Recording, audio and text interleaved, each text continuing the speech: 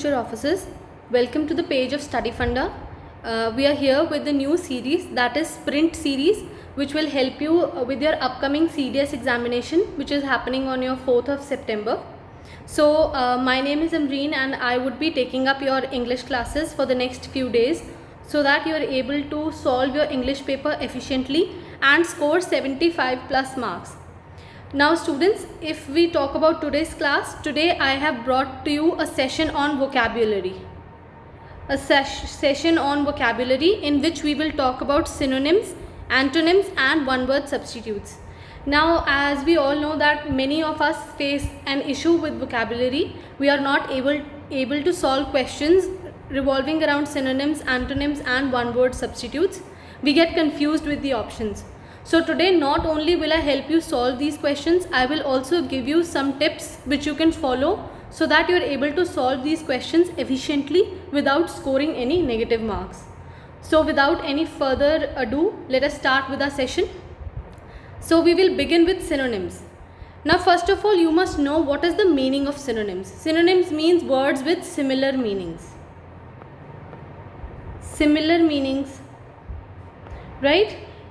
So words which have the same meanings are known as synonyms. एक जैसे अर्थ वाले शब्दों को हम synonyms बोलते हैं. So first of all you have to read your question carefully. Have they asked you for synonyms or antonyms? कई बार आप ऐसी गलती कर देते हो कि पूछा synonyms होता है but you mark antonym. So please read your question and answer only to what has been asked you. Okay? So over here we are talking about synonyms. So we have to choose similar words, right? Similar meaning words. Now the first sentence, let's start with it. The first sentence says, he fought the devil with all his might. Now I am telling you how to solve these questions, right? So first of all what you have to do is, if you do not know the answer, अगर आपको बिल्कुल भी idea नहीं है कि इसका मतलब क्या बन सकता है, तो पहली बात तो ये that you must convert the sentence into your mother tongue. Into your mother tongue. और any other language in which you are comfortable, right? अगर आपको इंग्लिश में नहीं समझ में आ रहा तो आप सेंटेंस की हिंदी बनाइए, राइट? तो इसमें से मेन शब्द जो हैं, हमारे इंपॉर्टेंट वर्ड्स जो हैं उनको उठाइए. जैसे यहाँ पे लिखा है फॉट, डेविल एंड माइट, तो हमें इसकी हिंदी करनी है. इसकी हिंदी बनेगी कि वो शैतान से बहुत ज़ोर लगा कर लड़ा. जब आप इसको हिंदी में कन्वर्ट कर लोगे, you will definitely be able to find your answers. अभी इसकी हिंदी बन रही है दैट वो शैतान से पूरे ज़ोर लगा कर लड़ा. तो उसमें ज़ोर लगा कर लड़े में डेंसिटी तो कहीं पे भी यूज़ नहीं हो रही, right? He is not using his density, तो डेंसिटी चलेगी. पॉपुलैरिटी का भी इसमें कोई मतलब नहीं है, so popularity is also not the answer. Now let us look at the first two options. First is heaviness and the second is strength. Now students, when you are fighting with someone, do you use your heaviness और do you use your strength? आप अपनी ताकत का प्रयोग करते हैं, right? And the Hindi meaning of strength is taakat. Strength का मतलब ताकत होता है, so we will go with strength. Strength is your answer. The synonym for might will be strength. अभी आपको समझ में आया? दो ऑप्शंस को तो हमने एलिमिनेट ही कर दिया. We were confused between two options, तो हमने इनकी भी हिंदी कर दी. हैवीनेस का मतलब समझते हैं आप? Heaviness is directly proportional to your physical ability. This will talk about your you being fat और यू बींग थिन. ओके, आपके पतले या मोटे होने का परिमाण है ये. सो यहाँ पे इसकी कोई ज़रूरत है ही नहीं, so we will go with strength. ऐसे ही in the similar manner we will practice these sentences on all the upcoming synonyms that we are suppose to practice today, right? So let's move to the second sentence. The second sentence is, a busy person can not waste his time on trivial issues. अभी यहाँ पे what are the main words, what is the catch point? Busy person, can not, वो नहीं कर सकता, ठीक है? Can not है, कैन नहीं है. वेस्ट एंड टाइम, तो यहाँ टाइम वेस्ट की बात हो रही है कि किन चीज़ों पे आप अपना समय जो है वो व्यर्थ नहीं कर सकते. You can not waste your time on what, right? So यहाँ पे हमारा वर्ड जिसका हमें सिनोनिम ढूंढना है वो है trivial. So the sentence says, a busy person can not waste his time on trivial issues. अभी आप ऑप्शंस देखिए, पीछे से शुरू करते हैं. Tribal. So is this making any sense to you that a busy person can not waste his time on tribal issues? This is not making much sense, so this option is eliminated. Third is crude. Crude होता है किसी भी चीज़ की raw form, like आपने सुना होगा crude oil, है ना, petroleum is derived from crude oil. So crude is a raw form of any naturally occurring substance. So a busy person cannot waste his time on crude issues. Crude has got to do nothing with the person's schedule, right? So this is also not the option. Second is rude. Rude का मतलब समझते हैं ना, rude का मतलब होता है जब आप किसी से बदतमीजी करते हैं. So a busy person can not waste his time on rude issues. Issues नहीं हो सकता यहाँ पे, right. So rude is not an issue. Rude is a conversation. Rude is your behaviour. Rude is your attitude. It's not an issue. So rude is also not the option. हमने 3 option eliminate कर दिए. So definitely our answer is the first option, that is unimportant.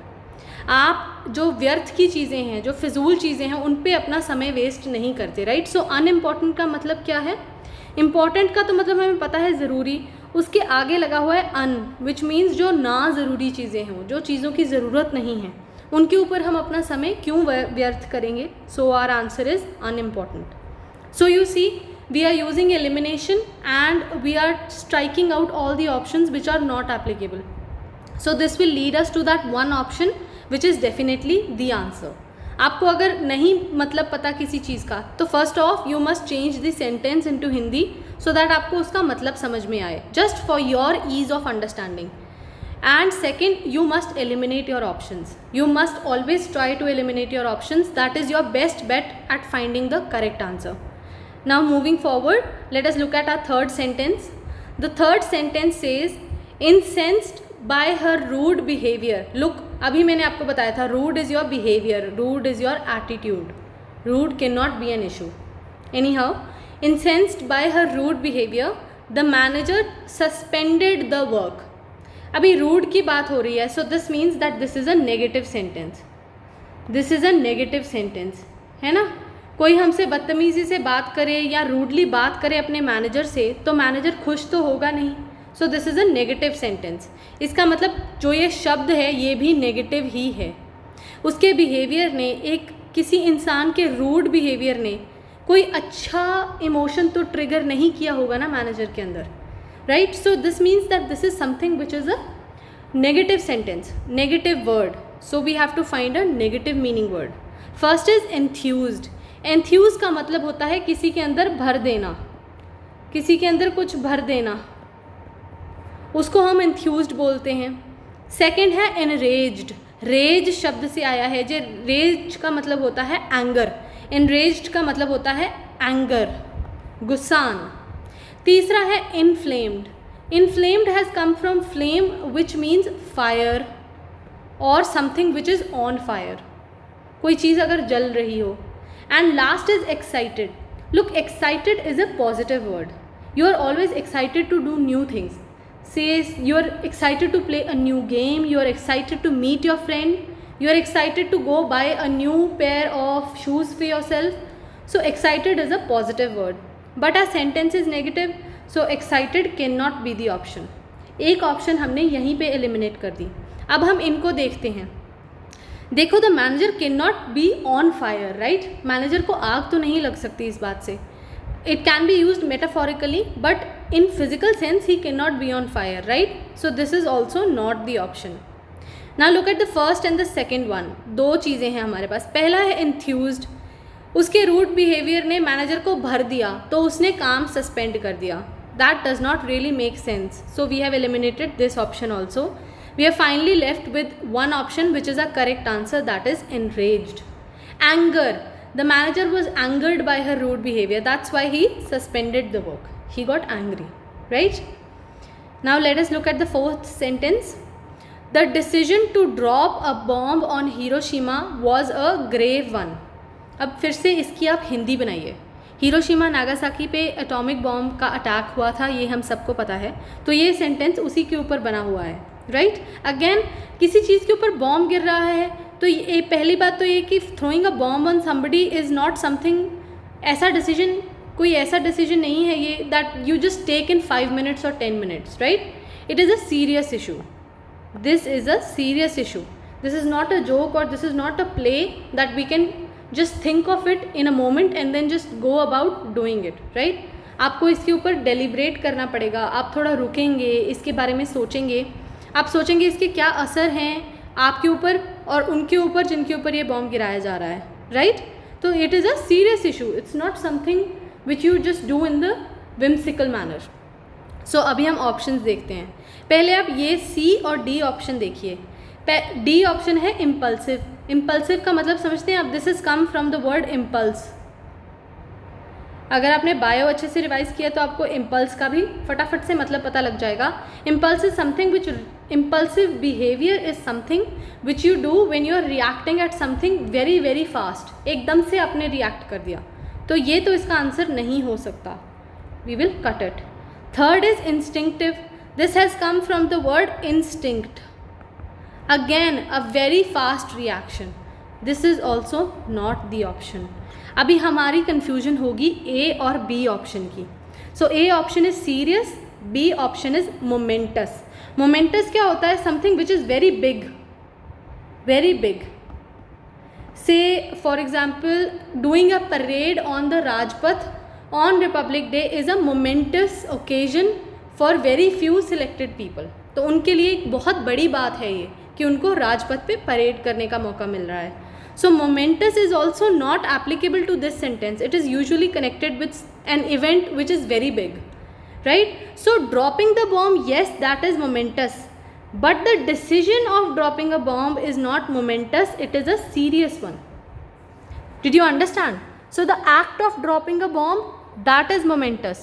But making a decision to act on that, that will be a serious decision. That is not a momentous decision. I hope you're clear with this. See, I've chosen the options such कि आपको इनका मतलब समझ में आए. Because कई बार हो सकता है आपको सीरियस ऑप्शन में ना आए, कहीं पे आपको मोमेंटस के ऊपर कोई क्वेश्चन आ जाए. You should understand the meaning of these words so that आप जब सॉल्व करें तो आपसे कोई भी गलती ना हो, right? Moving forward, now I have brought forward a few words जो आपके प्रीवियस ईयर क्वेश्चंस में पूछे जा चुके हैं. सो ये आपके PYQs हैं और आप इनसे अंदाज़ा लगा सकते हैं कि आपको किस तरीके के क्वेश्चन पूछे जाते हैं, right? So first is prohibit. Prohibit ये आपने कई बार सुना होगा. इवन वाइल ड्राइविंग और even while travelling to different places you must have read. कई जगहों पे बोर्ड लगे हुए होते हैं that entry is prohibited, nobody is allowed to enter this place. So prohibit के साथ आपने देखा होगा एक रेड कलर का क्रॉस बना हुआ होता है in a circle like this. इसका क्या मतलब है? You are not allowed entry, right? So prohibit again is a negative word. It is a negative word, right? Now first of all when you doing these synonyms और antonyms you must make sense of whether the word is positive और negative. अगर आप ये अंदाज़ा लगा सकते हैं then trust me you have done half your work because you will be able to eliminate options, right? So उससे आपका जो काम है वो बहुत आसान हो जाएगा. अभी हम इनके ऑप्शंस देखते हैं. I have chosen these options very carefully so that you know the meaning of these words, right? I will begin with option B. पहला है 4 feet. 4 feet जानते हैं आप? 4 feet is usually done in sports. What is the meaning of 4 feet? That is to lose something. Say for example एक team है जो already game loose कर रही थी, लेकिन गेम ख़त्म होने से पहले ही उन्होंने 4 feet कर लिया. मतलब उन्होंने हार मान ली कि हम तो हार ही गए हैं, अब हमें इसके आगे नहीं खेलना. So what is the meaning of that? That is 4 feet. But 4 feet does not anywhere apply to prohibit, right? तो ये हमारा ऑप्शन नहीं है. Look at the third one, that is forsake. forsake का मतलब होता है abandon. अगर आप किसी चीज़ को कहीं पे abandon या लीव कर देते हैं that is forsake, right? So prohibit is forsake के साथ भी प्रोहिबिट का कोई लेना देना है नहीं, तो ये भी हमारा ऑप्शन नहीं हो सकता, right? So we will cancel it. Now look at the last option that is forbear. इसका मतलब होता है to restrain yourself, to restrain an impulse. मान लीजिए आपकी लड़ाई हो रही है किसी के साथ और आपका मन कर रहा है कि आप उठ के उसके साथ फिजिकली लड़ाई स्टार्ट कर दें, but you will forbear that, you will restrain your impulse because you are a good human being. As a good human being आप अपनी इस इम्पल्स को रोकेंगे, रिस्ट्रेन करेंगे. That is forbear. forbear भी प्रोहिबिट से अप्लाई नहीं होता, so this is not our option as well. So our answer will be the first option, that is forbid. When you forbid something, you prohibit something, that is you stop it. you stop something, right? And stop is the closest meaning to prohibit. But I hope इस answer के साथ साथ आपको ये 3 और शब्द भी clear हुए हैं, that is forfeit, forsake and forbear, because कई बार आपको इन्हीं के ऊपर सिनोनिम आ सकता है बजाय प्रोहिबिट के, right? Okay, moving forward, the 6th word that we have is interfere. ये आपने कई बार सुना होगा, आपके फ्रेंड्स, आपके टीचर्स, आपके parents, even you your self might have used it sometimes. आप किसी को बोलते हैं please do not interfere in my work. Okay, what do you use? You use the word do not. Please do not interfere in my work. इसका मतलब कि interference गलत है. इंटरफेरेंस एक ऐसी चीज़ है जो नहीं करनी चाहिए. तो जो नहीं करनी चाहिए वो नेगेटिव ही होगी ना, पॉजिटिव तो हो नहीं सकती. तो इसमें हेल्प नहीं आएगा. ये तो हमने इसी से निकाल दिया, कैंसिल कर दिया हमने. अब मेडल एंड ऑब्जेक्ट, ये 2 चीज़ें ऐसी हैं जो ऑलमोस्ट नेगेटिव हैं. लास्ट ऑप्शन देखो आप, copy. Do not interfere in my work, do not copy in my work, that is not something which is applicable. So copy भी इसका आंसर नहीं है. Now look at the 2 options that we are left with. Object का मतलब होता है किसी चीज़ को क्रिटिसाइज करना, to criticize something. Whereas meddle का मतलब होता है किसी चीज़ के बीच में अड़कर उसमें अपने ओपिनियंस देने लग जाना, या किसी के काम में बिना बात के आप जब शुरू कर देते हो बोलना, अपने ओपिनियंस देना, that is medal. So in this case, interference के केस में medal is the one option which is applicable. Object आप तब करते हो जब कोई गलत काम कर रहा हो. You can say that I objected to his behavior of getting angry on his teachers. That is something you can criticize. It is a wrong behavior. But interference तो किसी भी काम में हो सकती है ना. मान लीजिए आप पढ़ा रहे हैं and somebody is stopping you, somebody is time and again interrupting you, that is middle. So the answer would be option A, that is middle, right? Now let us look at the 7th word, that is aspire. Students, before I go forward, I want to tell you that in your serious examination, most of your options will themselves tell you the right answer. You know, you don't really have to spend a long time reading those options. Generally ऐसा होता है in the exam that 3 options are alike and 1 option is different. So the moment you find 1 different option, that will be your answer. Usually this is the case. I'm not saying always, but most of the times, yes, this is the case. Anyhow, we will also discuss these options. These options were also given in your serious exam. I have taken up the same options as given in your previous year questions. Now look at the 7th word, aspire. I think this is the easiest synonym of the day. Almost all of you will be able to solve it. So aspire, stairs तो हो नहीं सकता. It has got to do nothing with stairs or thorn. ये तो objective चीज़ें हैं ना, तो this is got to do nothing with them. Look at the first one, breathe. अगर यहाँ रिस्पायर लिखा होता, अगर यहाँ रिस्पायर लिखा होता तो ब्रीद आंसर होता है इसका, but it's aspire, so this is wrong and answer is hope for.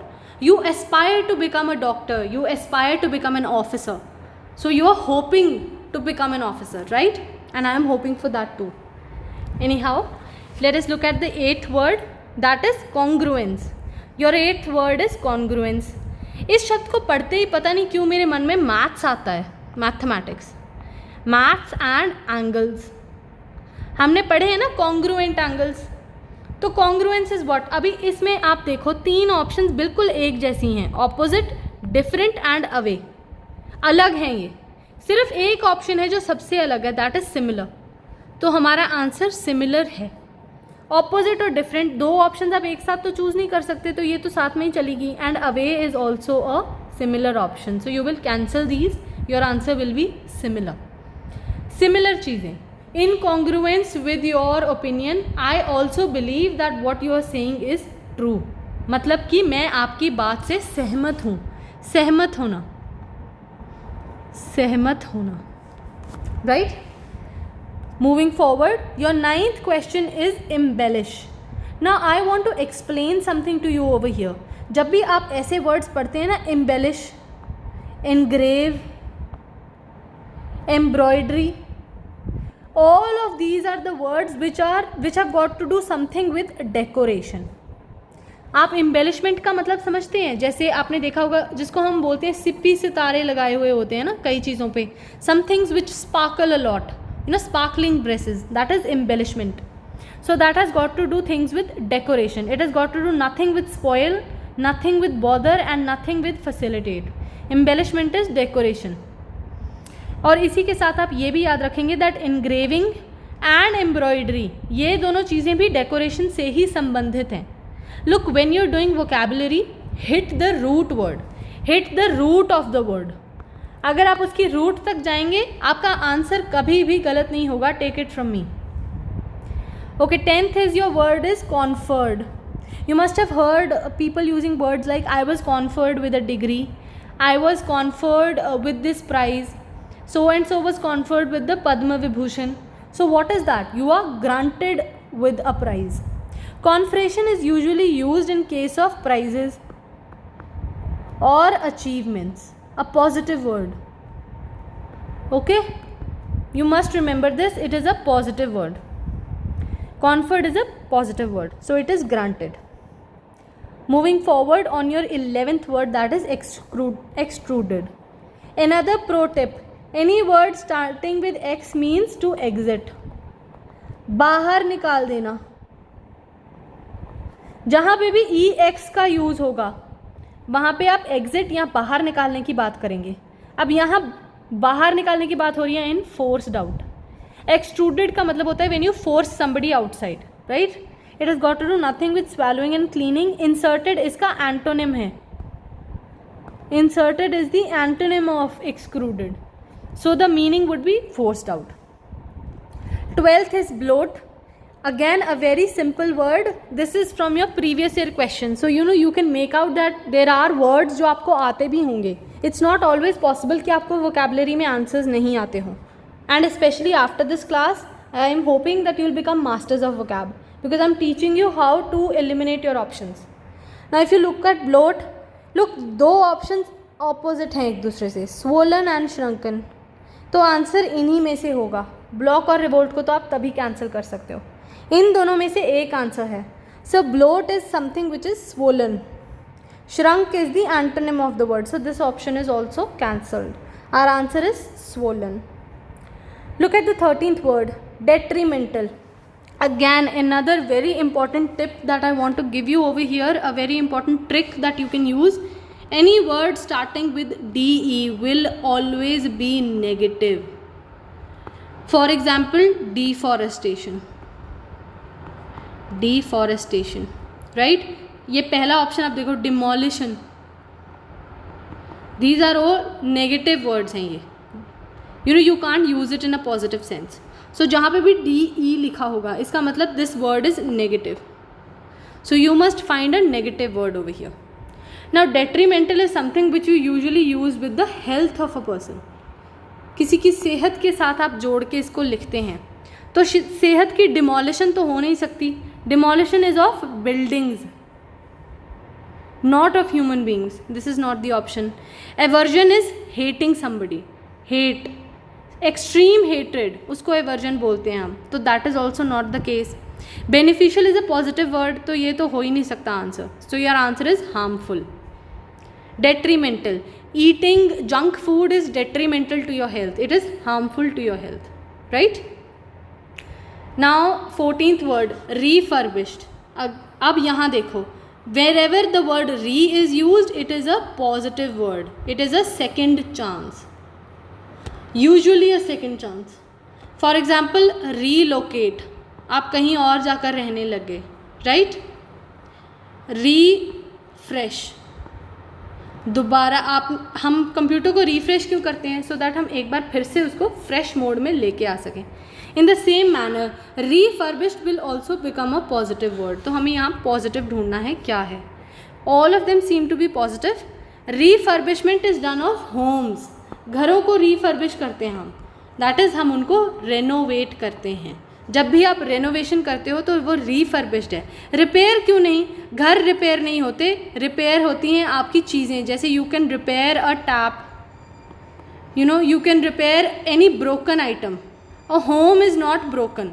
सो यहाँ हमारा आंसर रेनोवेट होगा. रिपेयर होगा in case of say your cycle broke down, your motorcycle broke down, that will be repaired. Your home is renovated, not repaired. I hope I am clear with this. Look at the 15th word, zealot. अब इसका root देखो आप, ये पढ़ के आपको पता लग रहा है कि ये zeal शब्द से आया है. zeal का मतलब क्या होता है? जिसमें बहुत एनर्जी हो, बहुत ज़्यादा एनर्जी हो जिसमें, उसको हम बोलते हैं this person is got a lot of zeal to you know keep going ahead. तो zeal में enthusiastic is also zeal, brave, a brave person also has zeal to live, right? timid इसका answer नहीं होगा, timid हमने eliminate कर दिया. And D में हमारे पास है fanatic. fanatic friends, fanatic means somebody who is, you know, he is single minded, a single minded person, single minded person. rigid, very rigid, जिनकी सोच बहुत रिजिड होती है उनको हम बोलते हैं fanatics. Usually this is used in terms of religion, a religious fanatic, you know. So अभी zealot के बारे में मैं आपको बोलना चाहूँगी. zeal is a positive word, however zealot is a negative word. You must remember this. zeal positive शब्द है, zealot is a negative word. Let me rub some words over here because काफ़ी क्योटिक हो गया ऊपर से, तो I think आपको पढ़ने में दिक्कत होगी, right. So zealot is a negative word. अभी यहाँ पे हमने जो 3 ऑप्शंस रखी हैं उनमें से enthusiastic और brave तो पॉजिटिव वर्ड्स हैं. So we are left with our answer, that is phonetic. Again I am saying this, please try to find out if a word is positive और नेगेटिव. एनी हाउ, अगर आपको ये भी नहीं पता था कि zealot एक नेगेटिव वर्ड है तो आपके पास 2 वर्ड पॉजिटिव हैं, दोनों तो आंसर नहीं हो सकते ना. You can eliminate like this also. दोनों ऑप्शंस जो हैं आपके पॉजिटिव हैं, these can not be the answer. So your answer has got to do with fanaticism. Now the 16th question, mass murder. A mass murder is, what is a mass murder? It is a genocide. जैसे हमने देखा था Jews के साथ हुआ था, Jews का genocide हुआ था. अ मास मर्डर, बहुत सारे लोगों को एक साथ मार देना. Patricide is killing of father. The act of killing of father is patricide. Fratricide is the act of killing of your brother. Very important terms, friends. You have a lot of times in your examinations you are asked these, even in the case of one word questions. Please listen to them in a very concentrated manner because ये आपको questions आ सकते हैं. Regicide, this is the act of killing of a king. Okay, तो इस question में हमने 4 नए शब्द सीखे. पहला है patricide, that is the killing of your father. Fratricide, killing of brother. Regicide, killing of a king. And genocide is mass murder. जहाँ पे भी side word आएगा, all of these are negative words. All of these are negative words associated with killing. Killing से associated हैं ये. So these are negative words, right? Now look at the 17th word, that is electrifying. Now the minute you read this word electrifying, what comes to your mind is something very positive, giving out very very positive meaning, right. तो fearsome तो नहीं होगा इसका answer, ये तो गलत है. And disturbing भी नहीं होगा. We are left with 2 options, attractive and exciting. Now say if I am saying he has a very electrifying personality, it could either be attractive और एक्साइटिंग. हाउएवर जब वर्ड इलेक्ट्रीफाइंग है, so the closest meaning to that would be exciting and not attractive. Exciting इसके साथ associate होगा. This is somebody who has a lot of energy again, and a person can be very very having a very attractive personality और having a very attractive demeanour but not very energetic. However a person who has electrifying personality will always be energetic, right. So our answer will be exciting. Now the 18th word है feigned. Feigned is what? Feigned is he feigned an injury so that he could be spared of playing in the games period. मतलब that he pretended it. Feigned का मतलब होता है when you act a drama or an act. जब आप झूठ मूठ के लिए एक्ट करते हो ना कि मेरे तो पेट में दर्द हो रही है, मैं तो आज स्कूल नहीं जाऊँगा, या मेरे आज सिर में दर्द हो रही है, मुझे आज क्लास नहीं अटेंड करनी, that is nothing but feigning. And it is got its meaning is pretended. 9th word. Now your 9th word is benevolent. Again another important trick you must remember, whenever there is a word be, it is positive. Benevolent, beneficial, right? These words, these are all positive words. So benevolent, अभी आप देखो cruel और ignorant तो ये नहीं होगा. Tedious is a tiresome. The word tedious means tiresome, थकावट भरा हुआ. That has got to do nothing with benevolence, it is kindness. A benevolent person is very kind, right? ये आपको याद रखना है. Now the last synonym for the day, that is condemn. Condemn, you usually must have heard, it's a negative word. Condemning something is a negative word. The minute you think of it as a negative word, approve, recommend, praise, तीनों positive words हैं. These cannot be our answer. Our answer is censure. Censure is when you hide something or when you criticize something. ये आपने polity में भी पढ़ा होगा ना, सेंशर motion. तो सेंशर मोशन से क्या, नो कॉन्फिडेंस आ जाता है ना, नो कॉन्फिडेंस मोशन पास हो जाता है और सरकार गिर जाती है. तो अच्छी बात तो नहीं है उसमें कोई भी. It's a negative word, so the meaning will also be negative. So friends, I hope अभी तक आपको सिनोनिम्स को कैसे अटेंड करना है ये समझ में आया होगा. सेम मेथड्स को हम अब एंटोनिम्स में अप्लाई करेंगे. बिल्कुल ऐसे ही हम उसमें एलिमिनेशन का मेथड यूज़ करके we will reach to the correct option, right? Now moving forward, let's go forward with antonyms.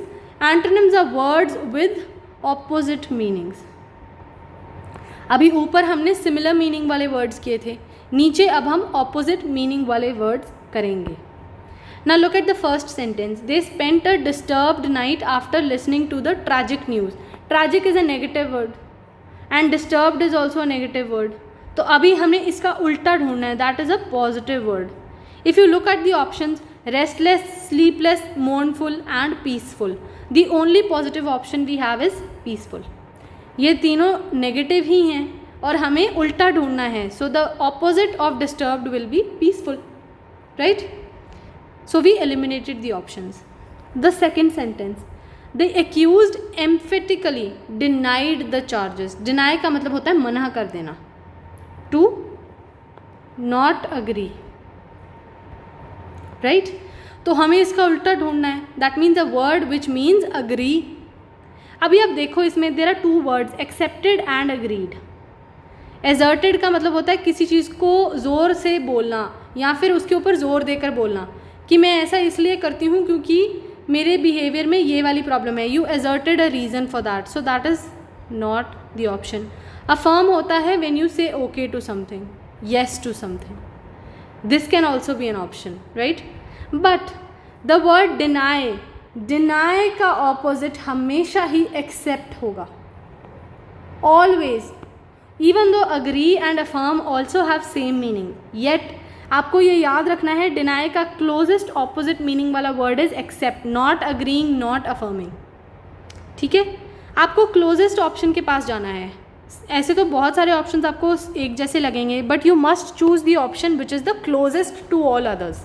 Okay, looking at the third sentence, he wanted to mitigate his burdens. अब किसी के ऊपर burden है तो हम उसको कम करना चाहेंगे ना, so mitigate is a positive word. We now have to look at negative words. अभी increase is a positive word. When you are mitigating the burdens of somebody, so what you are doing, you are lessening the burdens. आप किसी का burden कम कर रहे हो, तो कम का opposite क्या होगा? Increase. Very simple. Postpone और leave तो in any case applicable ही नहीं है, less और increase में था. अब ये antonym है तो हमें उल्टा meaning ढूंढना था, so increase will be the answer. The fourth sentence, the revised पे स्केल इज़ यूनिफॉर्म. यूनिफॉर्म का मतलब क्या होता है? एक जैसा, सिमिलर. सिमिलर का ऑपोजिट होगा डिफरेंट. ऑपोजिट और वेरीड तो वैसे ही इसका सिनोनिम्स हो गए, एंटोनिम तो बनेंगे नहीं. इक्वल एंड डिफरेंट में हमें वी हैड टू चूज, और लेकिन यूनिफॉर्म का ऑपोजिट डिफरेंट होगा, not equal. Equal is also a synonym of uniform. However opposite और वेरिएबल में हमने डिफरेंट इसलिए चूज़ किया बिकॉज यूनिफॉर्म का एग्जैक्ट ऑपोजिट डिफरेंट होगा, right? So it has to be different. Look at the fifth sentence. Reckless driving causes accidents. Reckless is a negative word. So you have to find a positive word. Positive कौन सा है? Good, correct and careful. Slow को हम नहीं लेंगे इसमें. Good driving, no. Correct driving and careful driving. Correct नहीं होता, इट इज़ केयरफुल. रेकलेस का ऑपोजिट इज केयरफुल. रेकलेस का मतलब होता है व्हेन यू आर केयरलेस. तो केयरलेस का closest opposite is careful. So we will go with careful. These are your PYQs now. Starting from your 6th question we will again begin with your previous year questions. तो पहला है famous. Now look at this. Famous का worthless तो हो नहीं सकता opposite. Whether you famous और not, you can not be worthless. And ignorant भी नहीं. अननोन हो सकता है, but look at the first option. Notorious का मतलब होता है infamous. When you are famous for wrong things. तो the closest opposite of famous is notorious, that is infamous and not unknown. Unknown is the closest opposite of known. अगर known लिखा होता तो हम unknown चूज करते, but this is famous, so we will go with notorious. 7th word, barren. A very easy word. I think you've heard this a lot of times. barren का opposite होता है fertile. Okay? Look at the 8th option, trivial. अभी हमने ऊपर एक sentence में trivial शब्द पढ़ा था जब मैंने आपको बताया था this is something which is unimportant, unimportant और वेरी स्मॉल. तो अनइम्पॉर्टेंट का सबसे क्लोजेस्ट ऑपोजिट होगा important. Difficult, small, easy is not the answer. The answer is important. Now look at the 9th word, D file. अभी ऊपर मैंने आपको पढ़ाया था जहाँ पे भी DE होगा that will be a negative word. तो हमें इसमें से पॉजिटिव वर्ड ढूंढना है. नाउ आपको इसका ऑपोजिट लेके आना है, राइट. सो पोल्यूशन नेगेटिव है, डिस्टर्बेंस नेगेटिव है, प्योरीफाई और ग्लोरीफाई में है आपका आंसर. डिफाइलिंग समथिंग का मतलब होता है जब आप किसी चीज़ को पोल्यूट कर देते हो. तो पोल्यूट का closest meaning will be purify. Closest opposite will be purify and not glorify. Glorify is not the answer. Our answer is purify. Look at the 10th word, colossal. Colossal is a word which has come from buildings, large buildings, huge, very huge, large buildings are called colossal buildings. तो इसका उल्टा, large का उल्टा क्या होगा? Small. It cannot be colorful, it cannot be impressive. Fragile या small में से you will go with small because large का opposite small होता है, not fragile. Rigid होता तो हम fragile के साथ जाते. 11th word is monotonous. अगर कोई आपको कोई बहुत बोरिंग चीज़ लग रही है तो आप उसको बोलोगे this is very monotonous, right. Monotonous का मतलब होता है एक ही लय में जब कोई चीज़ चलती रहे. तो उसमें चेंज लेके आने के लिए हम क्या करते हैं, we cause variables in that. Agreeable, acceptable and indecent have got to do nothing with it. Your answer is variable. So a monotonous song can be changed by giving it various variable angles so that it gives you a more melodious voice, right. 12th पे देखो, fusion. Fusion का मतलब होता है when you stick together. जब आप when you add something. तो इसका उल्टा क्या होगा, separation. When you subtract something, melting, fixture, amendment, nothing doing. The answer is separation. Look at the 13th word, cheerful. Cheerful is happy, right. अभी happy का मतलब हैप्पी है ये तो हमें पता, बट दीज आर एंटोनिम्स. तो हैप्पी नहीं होगा, एक्सपेंसिव भी नहीं होगा और केयरलेस भी नहीं होगा. It will be sad. Happy का opposite is sad. 14th is accumulate. Accumulate का मतलब होता है व्हेन यू गैदर. जब आप इकट्ठा करते हैं कुछ, उसको हम एक्यूमुलेशन बोलते हैं. तो एक्यूमुलेशन का उल्टा going by the options will be scatter. Gather तो इसका सिनोनिम ही हो गया. Produce, nothing doing. A mass is also it's synonym, not antonym. So the answer is scatter. 15th is aversion. Aversion is a lot of hate towards somebody. तो अभी hate का answer hatred तो नहीं होगा, promotion भी नहीं होगा. You have attraction and passion. You have passion for work, not for a human being, but you have attraction for a human being. So the answer will B attraction. Look at the 16th word, वेग. वेग का मतलब होता है hazy, something which is unclear. So the opposite will B clear. Sufficient, profound and pleasant are not the answers. The answer is clear. 17th is barbarous. This is a negative word. इसका मतलब होता है to torture, अत्याचार करना किसी पे. तो अत्याचार का उल्टा मॉडर्न भी नहीं हो सकता, प्रेज वर्दी भी नहीं हो सकता. आप पोलाइट या सिविलाइज्ड में कंफ्यूज हो सकते हो, but the opposite of torture is civilised. When you are a civilized person, you do not do barbarous activities. आप ऐसी हरकतें नहीं करते जो किसी के लिए harmful हों. 18th word is detained. Again, detain, negative. So go with the positive word. Deterred, ये भी DE से है तो ये तो negative word है. Dismissed is a negative word. Protected and released. Detain होते हैं criminals, जब उनको पकड़ लिया जाता है. ये पकड़ने को बोलते हैं डिटेनमेंट, तो इसका उल्टा होगा to release them. 19th is succeed. देखने में बहुत ईजी वर्ड है, but look at the options that UPSC gave you. Achieve और प्रेज को तो आप देखते ही कैंसिल कर दोगे. You left with lose and fail. A lot of people get confused in this. Again, success का opposite is always failure. Lose is the opposite of win. So our answer will be fail, not lose. If somebody is marking this lose, you are doing it very wrong. The answer has to be fail. 20th is provoke.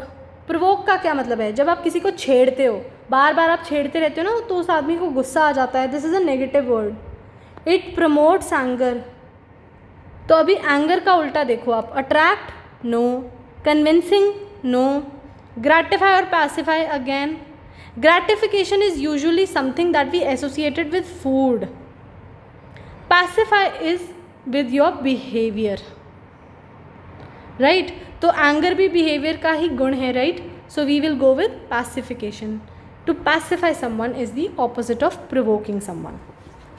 So I hope इस elimination के method से, root words पे जाने के method से आप ये समझ पा रहे हैं कि आप कैसे vocabulary handle कर सकते हैं. Now moving forward, one word substitutions. Look at the first one. A person who thinks only of himself. Usually हम बोलते हैं कि जो आदमी सिर्फ अपनी बातें करता है, अपने बारे में ही सोचता है, हम बोलते हैं ना इसमें ईगो बहुत है. तो नेचुरली ईगो बोलते ही आपके दिमाग में इसका आंसर आना चाहिए egoistic. Eccentric is somebody who has a lot of energy, so that is not the answer. Proud is usually associated with positive words.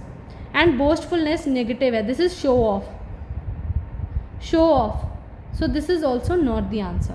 The answer is egoistic. Second, Ram speaks less in the forum. कम बोलता है Ram. So Ram is what? Unintelligible? No. अगर आप कम बोलते हैं तो ज़रूरी थोड़ी है कि आप में इंटेलिजेंस की कमी है. Garrulous का मतलब होता है very talkative. Very talkative. This is also not the answer.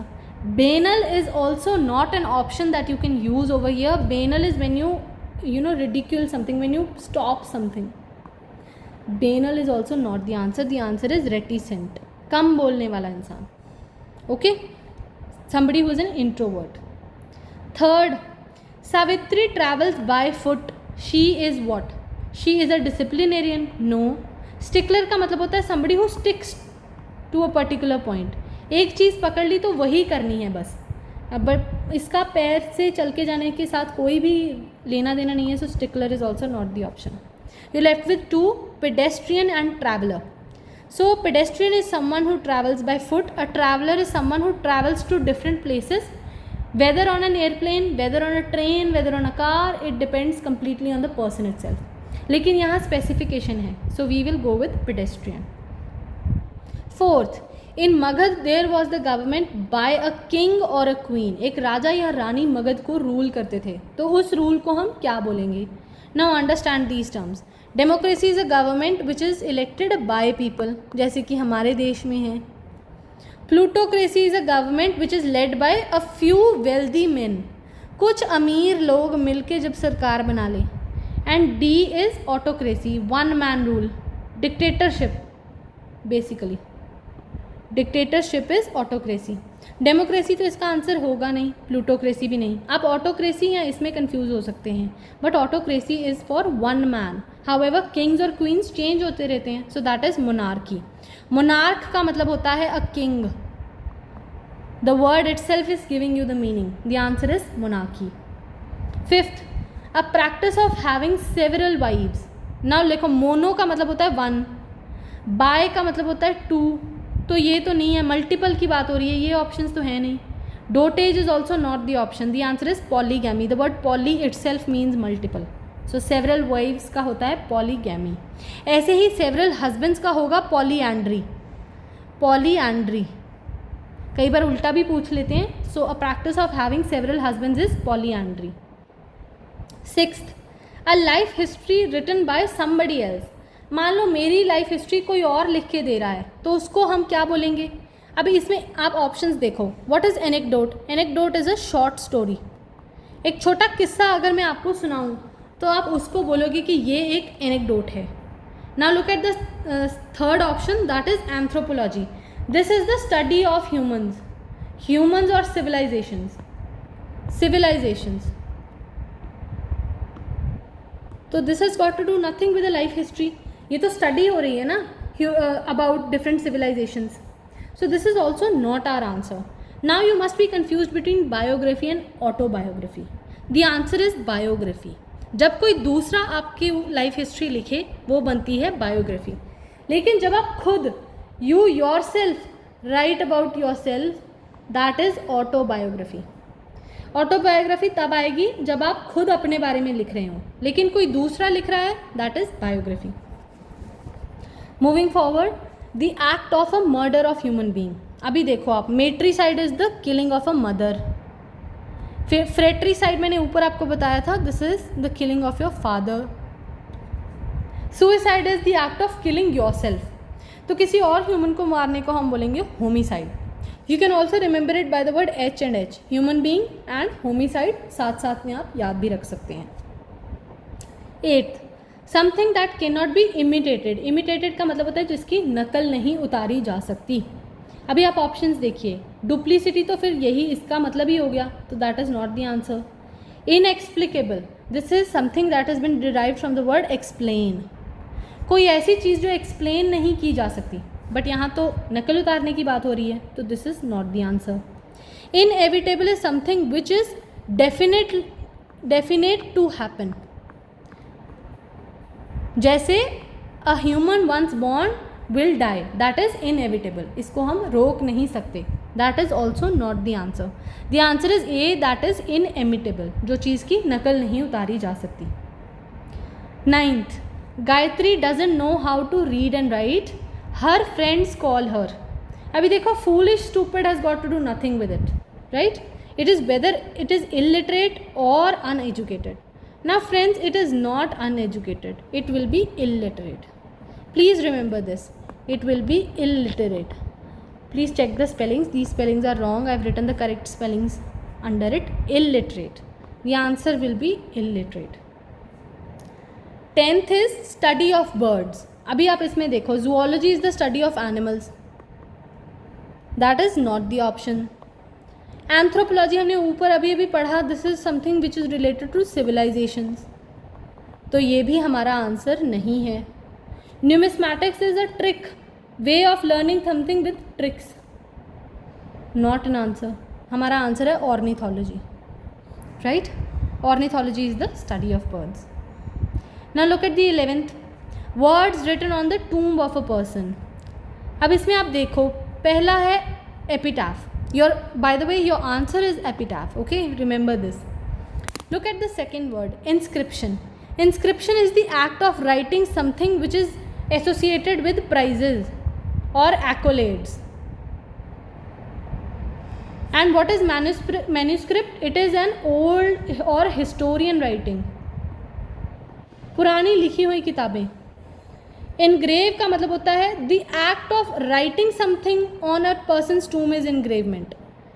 जो आपका ये एक्ट है कि आप लिख रहे हो कुछ, उसको इनग्रेविंग बोलते हैं, लेकिन जो लिखा गया है वो एपिटाफ है. आई होप ये आपको क्लियर हो गया हो. Look at the 12th word, a thing no longer in use. अब इसके आप वर्ड्स देखो. पहला है redundant. Redundant is not the answer, although पढ़ने में आपको ये लग रहा होगा कि रिडंडेंट ही आंसर है. No, redundant is actually the opposite. It is something which we are using again and again, बार बार जिसका यूज़ हो रहा हो, तो ये तो नहीं होगा option. obnoxious is something which is very weird or not very likable, not likable, that is also not the answer. sick is also not the answer. The answer is obsolete. जब कोई चीज़ आपके यूज़ में नहीं रहती, हम बोलते हैं this has become obsolete. 13th, Rohit is greedy for money, तो उसको हम क्या बोलेंगे? स्प्लेंडेड तो एक it is a positive word, इसका मतलब होता है when something is very beautiful, we call it this is splendid, right? Cynic is somebody who has a lot of differentiated ideas towards all the items in the world, right? A cynic is a person कि मेरा जो idea है वही सही है, बाकी गलत है. That is also not true. Spendthrift होता है खर्चीला इंसान, जो बहुत पैसा खर्चता हो. तो ये, लेकिन ये तो greedy for money है, ये तो इसका उल्टा है. This is also not the answer. So the answer is A, that is avaricious. An avaricious man will always be greedy for money. Look at the 14th question. A person who insists on something. एक चीज़ को पकड़ लिया तो उसी पे बैठे रहना है. तो सिक आदमी तो ऐसा नहीं करता. ना ही docile होता है somebody who is very obedient इंसान तो ऐसा नहीं करेगा. Now you are left with 2 options, stickler and disciplinarian. और मैंने अभी आपको ऊपर बताया था that a stickler is a person जो एक चीज़ पर अटक जाता है, स्टिक हो जाता है on a particular idea. So the answer will be stickler. Now the last question for the day, that is a person who hates women. Now if you look at the answers, first word is misanthropic. Misanthropic is somebody who loves women. इसका opposite है. Philanthropic is somebody who loves humans, who loves everyone, all humans. Misogynist इसका opposite है, that is a person who hates women. इसका opposite है ये. Misanthropic का opposite है misogynist and that is a person who hates women. Cruel will not be the answer. So friends, with this I end the session. If you have any doubts, please contact us on our WhatsApp number which is displayed on your screen. You can also contact us for courses, PDFs, booklets, discount coupon codes. And you can also join our Telegram channel for latest updates. The link for the Telegram channel is given in the description. And I really hope कि इस method से आपको ये समझ में आ गया है कि वोकैबलरी को कैसे हैंडल करना है. You can use the methods of elimination. You can use the method of converting it to your mother tongue. You can look at the options. 3 options एक जैसी हैं, एक अलग है, that will be your answer. And the last one is you must look at the root of the word, कि आखिर ये word कहाँ से आया है, and that will greatly help you with your vocab. So thank you so much for listening to this lecture. I will bring forth a lot of lectures ahead to help you with your English paper in your serious exam. All the best with your preparation, and I hope now you will do good in vocabulary. Thank you so much.